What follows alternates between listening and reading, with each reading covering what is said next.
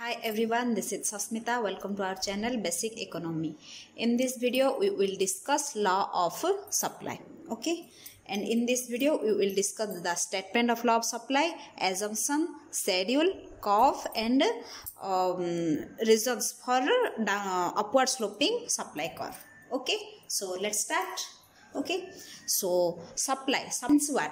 Supply is nothing but that quantity of goods. Okay, that quantity of goods or services which producers are ready to serve. Okay, ready to serve and willingness to serve for different prices. Okay at different prices. ठीक है, मतलब producers कुछ goods, कोई भी goods हो, ठीक है, services हो, वो प्रोड्यूस करते हैं. ठीक है, प्रोड्यूस करते हैं और उससे मार्केट में बेचने के लिए इच्छुक रहते हैं. ठीक है, तो उससे सप्लाई कहते हैं. ठीक है, तो लॉ ऑफ सप्लाई क्या कहता है? Other things remains same. When the price of a good rises, supply of that good will rise. ठीक है, मतलब और सारे फैक्टर्स सेम रहेगा. अगर price of a good rises, मतलब अगर किसी गुड की प्राइस अगर राइज होगा तो supply of that commodity will rise. ठीक है, मतलब प्राइस राइज होगा तो सप्लाई भी राइज होगा. ठीक है, क्यों? क्योंकि प्रोड्यूसर क्या चाहता है, अगर प्राइस राइज हो तो उससे उसको ज़्यादा प्रॉफिट मिल सके. ठीक है, तो अगर प्राइस राइज होगा तो उसकी सप्लाई भी राइज होगा. एंड वाइस वर्सा यानी उल्टा. ठीक है, मतलब अगर price of that commodity falls then quantity supply of that commodity also be fall. ठीक है, तो ये है स्टेटमेंट किसका? लॉ ऑफ सप्लाई का. ठीक है, तो इसका क्या functional relationship, quantity supply is equals functional relationship of P. ठीक है, मतलब यानी अगर यहाँ पे डायरेक्ट रिलेशनशिप है, मतलब प्राइस राइज होगा, अगर if price will goes up then quantity supply will also goes up. ठीक है, if price will fall then quantity supply will also be fall. ठीक है, ये ट्रेंड है लॉ ऑफ सप्लाई का. ठीक है, चलिए कुछ एजम्पशंस डिस्कस करते हैं. Assume what are the assumptions. ठीक है, फर्स्ट है प्रॉफिट मैक्सिमाइजेशन. यानी प्रॉफिट मैक्सिमाइजेशन यानी प्रोड्यूसर क्या करेगा, हमेशा चाहेगा उसकी प्रॉफिट जो है वो मैक्सिमाइज करेगा. ठीक है, ये है assumption. Next, price of resources should be constant. Price of resources यानी फैक्टर्स. ठीक है, फैक्टर्स की प्राइस जो है, इनपुट जो है, मतलब प्रोडक्शन फंक्शन में जो भी इनपुट होता है, जैसे कि लैंड, लेबर, कैपिटल, ठीक है, ये सब रिसोर्सेस की प्राइस जो है वो कांस्टेंट रहना चाहिए. ठीक है, सप्लाई के दौरान कोई भी चेंज नहीं होना चाहिए. नेक्स्ट, टेक्नोलॉजी यानी state of technology should be constant. ठीक है, यानी एडवांस टेक्नोलॉजी यूज ना किया जा सके. ठीक है, ये कांस्टेंट रहना चाहिए. ठीक है, नो चेंज इन इनकम यानी कंज्यूमर का चेंज, इनकम चेंज नहीं होना चाहिए. Next, no change in transport cost. Transport cost यानी इनपुट को फैक्ट्री तक लाने में जो कॉस्ट लगता है और आउटपुट को मार्केट में होलसेलर के पास पहुंचने में जो भी कॉस्ट होता है, ट्रांसपोर्ट कॉस्ट, वो चेंज नहीं होना चाहिए. ठीक है, स्टेबल रहना चाहिए. नेक्स्ट, नो फ्यूचर एक्सपेक्टेशन यानी फ्यूचर प्राइस एक्सपेक्टेशन नहीं होना चाहिए. मतलब अगर फ्यूचर में कुछ चीज़ों की अगर प्राइस बढ़ेगा या घटेगा तो उसकी इफेक्ट जो है मतलब करेंट कंजप्शन में, करेंट सप्लाई में इफेक्ट रहेगा. ठीक है, तो इसीलिए नो फ्यूचर प्राइस एक्सपेक्टेशन, ये लॉ एज्यूम क्या है, फ्यूचर प्राइस एक्सपेक्टेशन नहीं होना चाहिए. ठीक है, next, price of related goods remain same. ठीक है, प्राइस ऑफ रिलेटेड गुड्स यानी सब्सटीट्यूशन गुड्स, रिलेटेड गुड्स यानी सब्सटीट्यूशन एंड कॉम्प्लीमेंटरी. ठीक है, पर्टिकुलरली यहाँ पे सब्सटीट्यूशन गुड्स को ज़्यादा ध्यान दिया गया है. ठीक है, price of related goods remain same यानी सब्सटीट्यूट गुड्स जो है उसकी प्राइस सेम रहना चाहिए. ठीक है, next, no change in government policies. No change in government policies यानी okay, no change in government policies. No change in government policies यानी सप्लाई के दौरान गवर्नमेंट कुछ टैक्सेशन या फिर सब्सिडीज में कुछ चेंज नहीं करना चाहिए. ठीक है, ये है एजम्पशंस लॉ ऑफ सप्लाई का. ठीक है, चलिए शेड्यूल और कर्व भी देख लेते हैं. ठीक है, हमने यहाँ पे एक शेड्यूल लिया है जो कि वेट के ऊपर लिया है, ठीक है। Price per quintal of wheat, whenever the price of weight is rupees 500, then the quantity supply of it will be 100 kilograms, ठीक है। मतलब अगर 500 रुपये अगर प्राइस है तो quantity supply of wheat is equal to 100 rupees. यहाँ पे देखिए प्राइस राइज होता है 510, 520, 530, क्वांटिटी सप्लाई भी राइज होता है 150, 220, 225, 250 ऐसे। यानी यहाँ पे क्या करता है, अगर प्राइस राइज होता है तो फिर क्वांटिटी सप्लाई भी राइज होता है, ठीक है। यानी प्राइस और क्वांटिटी सप्लाई में डायरेक्ट पॉजिटिव रिलेशनशिप है, ठीक है। पॉजिटिव रिलेशनशिप है, यानी एक बढ़ता है तो एक दूसरी भी बढ़ता है, अगर एक घटता है तो दूसरी भी घटता है, ठीक है। डायरेक्ट रिलेशनशिप, पॉजिटिव रिलेशनशिप है between price and quantity supply, ठीक है। तो यहाँ पे देखिए हम कुछ कर्व भी देख लेते हैं, ठीक है। कर्व क्या कहता है, सेम प्राइस को हम OY एक्सिस में ये कर लेंगे, प्लॉटेड कर लेंगे, ठीक है। और क्वांटिटी सप्लाई को जो है वो OX एक्सिस में प्लॉट कर लेंगे, ठीक है। हमने देखिए पहले से बना लिया था, और 500 और 100, 500 100 हमने प्लॉट कर लिया। तो जो डायग्राम है, जो कर्व है, वो क्या होता है, वो अपवर्ड होता है। देखिए प्राइस जो सप्लाई कर्व जो है वो अपवर्ड है, ठीक है, क्योंकि यहाँ पे पॉजिटिव रिलेशनशिप है, प्राइस और क्वांटिटी सप्लाई के अंदर पॉजिटिव रिलेशनशिप है। तो एक बढ़ेगा तो दूसरी भी बढ़ेगा, तो कर्व क्या आएगा, ऊपर आएगा, ठीक है, ऊपर अपवर्ड आएगा, ठीक है, लेफ्ट टू राइट वो अपवर्ड आएगा। तो इसीलिए सप्लाई कर्व जो है वो अपवर्ड है, अपवर्ड कर्व है, ठीक है। यहाँ पे हम एक चीज देखते हैं, अगर सप्लाई कर्व जो है वो अपवर्ड क्यों है, ठीक है। मेनली 3 रीजंस है जिसकी वजह से सप्लाई कर्व जो है वो अपवर्ड है, ठीक है। एक तो है पॉजिटिव रिलेशनशिप, ओके। नेक्स्ट यहाँ पे हम सप्लाई कर्व जो अपवर्ड है ये क्यों है, ठीक है। मेनली 3 रीजन है जिसकी वजह से सप्लाई कर्व जो है वो अपवर्ड है, ठीक है। क्या है चलिए देख लेते हैं। पॉजिटिव रिलेशनशिप यानी प्राइस और क्वांटिटी सप्लाई के अंदर पॉजिटिव रिलेशनशिप है, एक बढ़ता है तो दूसरी बढ़ता है, एक घटता है तो दूसरी भी घटता है। यहाँ पे पॉजिटिव रिलेशनशिप है, इसीलिए सप्लाई कर्व जो है वो अपवर्ड है, ठीक है।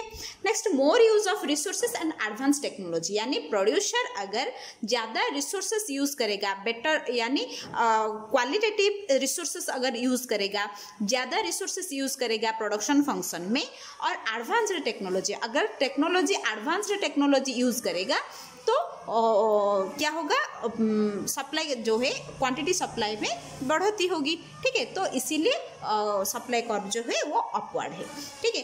Next, rise of price in related goods, यानी रिलेटेड गुड्स पर्टिकुलरली यहाँ पे सब्सटीट्यूट गुड्स को इंडिकेट किया गया है, ठीक है। अगर सब्सटीट्यूट गुड्स की प्राइस जो है वो अगर वो राइज होगा तो उसकी इफेक्ट जो है सप्लाई के ऊपर, इस गुड पे, इस वेट के ऊपर पड़ेगा, ठीक है। देखिए यहाँ पे एक एग्जांपल ले सकते हैं।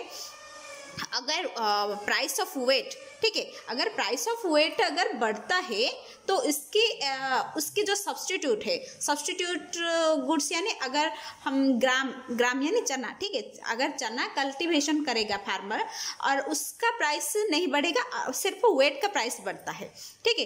तो अगर उसको देखते हुए फार्मर क्या करेगा, अपने लैंड और रिसोर्सेस को चने की कल्टीवेशन से हटा के वो वेट के कल्टीवेशन में यूज करेगा, ठीक है, क्योंकि इसका प्राइस कंटिन्यू बढ़ता है तो उसकी वजह से उसको प्रॉफिट ज़्यादा मिलेगा, ठीक है। तो अपने वो चना ग्राम कल्टीवेशन से वो अपनी रिसोर्सेज को हटा के वो इन्वेस्ट करेगा वेट कल्टीवेशन में, ठीक है। तो इसकी वजह से एक गुड से, मतलब एक गुड के ऊपर वो, ठीक है, एक गुड की रिसोर्सेस को और एक गुड की रिसोर्सेस से यूज किया गया है, ठीक है। मतलब एक गुड से रिसोर्सेस हटा के और एक गुड बनाने के लिए यूज किया गया है। तो इससे क्या होगा, सप्लाई ऑफ वेट बढ़ेगा, ठीक है। कल्टीवेशन ज़्यादा होगा तो सप्लाई ऑफ वेट ज़्यादा होगा, तो इसीलिए सप्लाई कर्व जो है वो ऊपर जाता है, ठीक है, अब हम डिस्कस करेंगे फैक्टर्स अफेक्टिंग सप्लाई। ठीक है, कौन सी फैक्टर्स है जो कि सप्लाई कर्व, लॉ ऑफ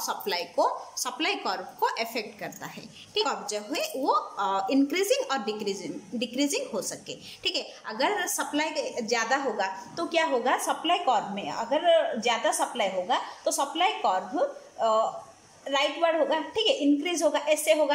ठीक है, अगर सप्लाई कम होगा, डिक्रीज होगा, सप्लाई में डिक्रीज होगा तो सप्लाई कर्व जो है वो लेफ्टवर्ड होगा।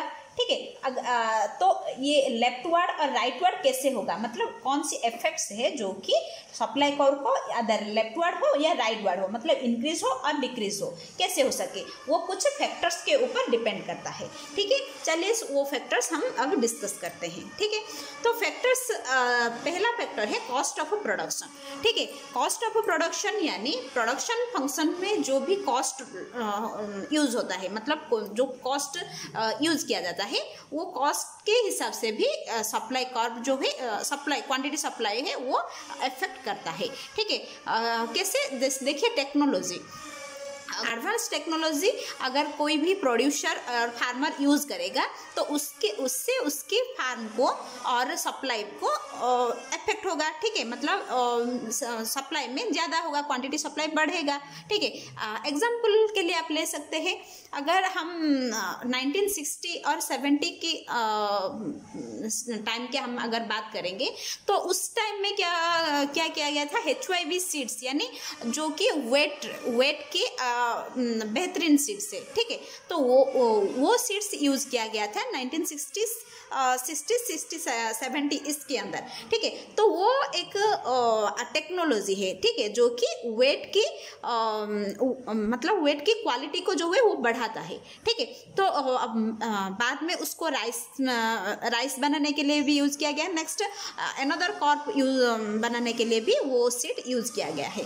ठीक है, तो वो एक टेक्नोलॉजी है जिसके हिसाब से वेट की जो क्वालिटी है जो वो बढ़ता है। ठीक है, तो अगर उस टेक्नोलॉजी यूज किया गया, एडवांस टेक्नोलॉजी यूज करके वो HYV सीड्स जो है, ठीक है, HYV high yielding varieties of seeds, ठीक है, वो HYV सीड्स यूज किया गया है ताकि क्वांटिटी सप्लाई में, मतलब वेट की सप्लाई में वो बढ़ा जा सके। ठीक है, तो ये है टेक्नोलॉजी में अगर यूज किया जाएगा तो फिर क्वांटिटी सप्लाई में वो इफेक्ट करेगा। ठीक है, next price of resources. Price of resources यानी रिसोर्सेस जैसे कि रॉ मटेरियल्स हो। ठीक है, कुछ गुड्स प्रोड्यूस करना है तो उसको कुछ रॉ मटेरियल्स लगेगा। ठीक है, इनपुट्स लगेगा। रॉ मटेरियल्स के अगर बढ़ेगा, ठीक है, रॉ मटेरियल्स की प्राइस अगर बढ़ेगा या फिर घटेगा भी हो। ठीक है, और अगर इलेक्ट्रिसिटी, ठीक है, और फ्यूल की अगर प्राइस बढ़ेगा या फिर घटेगा तो ये इफेक्ट करता है क्वांटिटी सप्लाई के ऊपर। ठीक है, अगर प्राइस फ्यूल की प्राइस बढ़ता है तो फिर क्वांटिटी सप्लाई कम होगा, अगर फ्यूल की प्राइस घटता है तो फिर क्वांटिटी सप्लाई ज़्यादा होगा। ठीक है, तो ये दोनों है कॉस्ट, ये दोनों है जो कि कॉस्ट प्रोडक्शन की वो कॉस्ट से। ठीक है, तो जो कि quantity supply of the commodity को अफेक्ट करता है। ठीक है, next price of related goods यानी substitute, price of related goods यानी रिलेटेड यानी यहाँ पे सब्सटीट्यूट गुड्स को पार्टिकुलरली लिया गया है। ठीक है, अगर चाय और कॉफ़ी, ठीक है, टी और कॉफ़ी है, अगर टी और कॉफ़ी है, ठीक है, अगर टी की प्राइस राइज होता है इन कंपैरिजन टू कॉफ़ी, ठीक है, तो यहाँ पे फार्मर क्या करेगा, कॉफ़ी कल्टीवेशन से अपने रिसोर्सेस को हटा लेगा और ज़्यादा इन्वेस्ट करेगा टी के ऊपर, टी कल्टीवेशन के ऊपर। ठीक है, तो इससे क्या होगा, अगर रिलेटेड गुड्स की अगर प्राइस बढ़ेगा यानी कॉफ़ी की टी की अगर प्राइस बढ़ा तो इसके इफेक्ट क्या रहेगा, ये मतलब कॉफ़ी की कल्टीवेशन पे उसकी इफेक्ट पड़ा। ठीक है, तो रिलेटेड गुड्स की अगर प्राइस भी बढ़ेगा या फिर घटेगा तो भी क्वांटिटी सप्लाई के ऊपर इसका इफेक्ट रहेगा।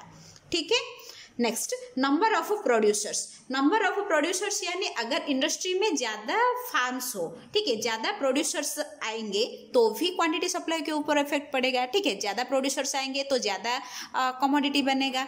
ठीक है, ज़्यादा आउटपुट रहेगा तो उससे भी क्वांटिटी सप्लाई भी ज़्यादा होगा। ठीक है। नेक्स्ट फ्यूचर प्राइस एक्सपेक्टेशन, अगर प्रोड्यूसर फ्यूचर को कुछ ध्यान में रख के प्राइस को ध्यान में रख के अगर वो सोचेगा फ्यूचर में प्राइस बढ़ सकता है तो तो करंट सिचुएशन में वो अपने रिसोर्सेज को यूज़ नहीं करेगा, वो स्टॉक करके रख लेगा, ठीक है। तो इससे क्या होगा, क्वांटिटी सप्लाई जो है वो कम होगा, ठीक है। तो इससे भी फ्यूचर प्राइस एक्सपेक्टेशन से भी क्वांटिटी सप्लाई मतलब इफेक्ट करता है, ठीक है। नेक्स्ट टैक्सेस एंड सब्सिडीज, अगर गवर्नमेंट कुछ टैक्सेशन एंड सब्सिडीज अगर अनाउंस करता है तो भी क्वांटिटी सप्लाई के ऊपर उसकी इफेक्ट रहेगा, ठीक है। अगर सब्सिडी अगर गवर्नमेंट अनाउंस करता है कुछ कमोडिटी के ऊपर सब्सिडी ज़्यादा देता है तो उस कमोडिटी में उस प्राइस में मतलब उस वैल्यू में भी वो प्रोड्यूसर ज़्यादा गुड्स प्रोड्यूस करेगा, ठीक है। अगर सब्सिडी अनाउंस करता है तो क्वांटिटी सप्लाई बढ़ेगा और टैक्सेशन ज़्यादा होता है तो क्वांटिटी सप्लाई जो है कम होगा, ठीक है। तो ये कुछ फैक्टर्स है जो कि क्वांटिटी सप्लाई को इफेक्ट करता है, ठीक है। तो ये है law of supply. So this is it. If you like it, please like, share and subscribe, and thank you so much.